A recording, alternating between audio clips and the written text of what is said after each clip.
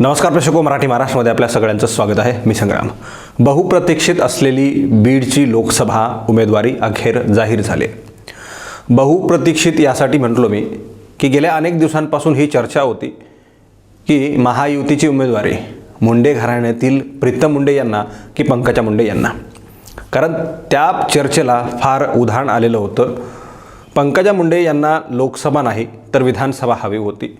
त्यांना महाराष्ट्रातून केंद्रात अजिबात जायची इच्छा नव्हती. हा एक त्यांचा मुद्दा होता. दुसरा एक मुद्दा होता त्यांचा की त्यांच्या बहीण असलेल्या आताचे विद्यमान खासदार प्रीतम मुंडे यांची जागा त्यांना कदापि घ्यायची नाही आहे. एक वेळ मी राजकीय संन्यास घेईल, तिकडे देश सोडून बाहेर जाईल, मात्र प्रीतमची जागा घेऊन बसणार नाही, असं त्यांचं स्टेटमेंट होतं. अशी त्यांची भूमिका होती. मात्र पंकजा मुंडे यांची आज भारतीय जनता पार्टीकडून उमेदवारी जाहीर करण्यात आलेली आहे बीड लोकसभेसाठी. आता पंकजा मुंडे यांना त्या पक्षामध्ये आहेत आणि पक्षाने दिलेला आदेश आता पाळावा लागणार आहे. एकीकडं प्रीतम मुंडे यांची उमेदवारी मी घेणार नाही असं म्हणत पंकजा मुंडे यांनी अनेक दिवसांपासून या सगळ्या गोष्टींवर बोलणं टाळलं होतं.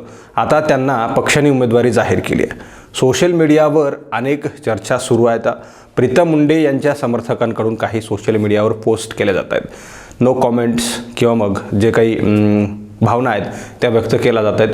प्रीतम मुंडे यांना उमेदवारी मिळाली नसल्याची नाराजीसुद्धा प्रीतम मुंडे यांच्या समर्थकांमध्ये आहे असं बोललं जात आहे. प्रीतम मुंडे यांना आम्ही संपर्क करण्याचा प्रयत्न केला, मात्र प्रीतम मुंडे नॉट रिचेबल आहेत. त्यांचा फोन वारंवार व्यस्त येतो, म्हणजे बऱ्याच वेळापासून लावला व्यस्त होतो ते. अर्थात प्रीतम मुंडे ज्या आहेत त्या नॉट रिचेबल आहेत. एकीकडे भारतीय जनता पार्टीकडून प्रीतम मुंडे यांना डावलून पंकजा मुंडे यांना उमेदवारी देण्यात आलेली आहे. आता भारतीय जनता पार्टीचं म्हणणं आहे की एका घरामध्ये दोन उमेदवारी देता येणार नाहीत, म्हणजे प्रीतम मुंडे यांना डावलून त्यांनी पंकजा मुंडे यांना उमेदवारी दिलेली आहे.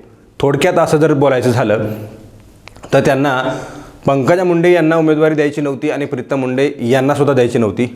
असा सगळा प्रकार होता का? म्हणजे एकीकडे अगोदरच पंकजा मुंडे यांनी सांगितलं होतं की मला प्रीतमची जागा घ्यायची नाही आहे, मग भारतीय जनता पार्टीला त्यांच्या व्यतिरिक्त दुसरा कुठला उमेदवार द्यायचा होता का, असा सवाल या ठिकाणी या निमित्तानं उपस्थित होतो. कारण पंकजा मुंडे यांनी नेहमी म्हटलेलं होतं की मला प्रीतमची जागा अजिबात घ्यायची नाही आहे. आता प्रीतम मुंडेंची जागा काढून घेतल्यानं प्रीतम मुंडेसुद्धा नाराज असल्याचं पाहायला मिळतं आहे. त्यांचा फोन नॉट रिचेबल येतो आहे. त्या सध्या कुठे आहेत माहीत नाही. पंकजा मुंडे यांच्याकडून सुद्धा कुठल्याही प्रकारची अधिकृत घोषणा करण्यात आलेली आहे. पक्षाकडून जी उमेदवारी देण्यात आलेली त्याबद्दल सुद्धा काही प्रतिक्रिया समोर आलेली नाही आहे. प्रीतम मुंडे यांची सुद्धा समोर आलेली नाही आहे. प्रीतम मुंडे यांची उमेदवारी काढून घेतल्यामुळं प्रीतम मुंडे नाराज असल्याचं बोललं जातं आहे. त्यांचे समर्थकसुद्धा नाराज असल्याचं बोललं जातं आहे. तर आता प्रीतम मुंडे यांची जागा काढून पंकजा मुंडे यांना देण्यात आली, म्हणजे उमेदवारी देण्यात आली आहे.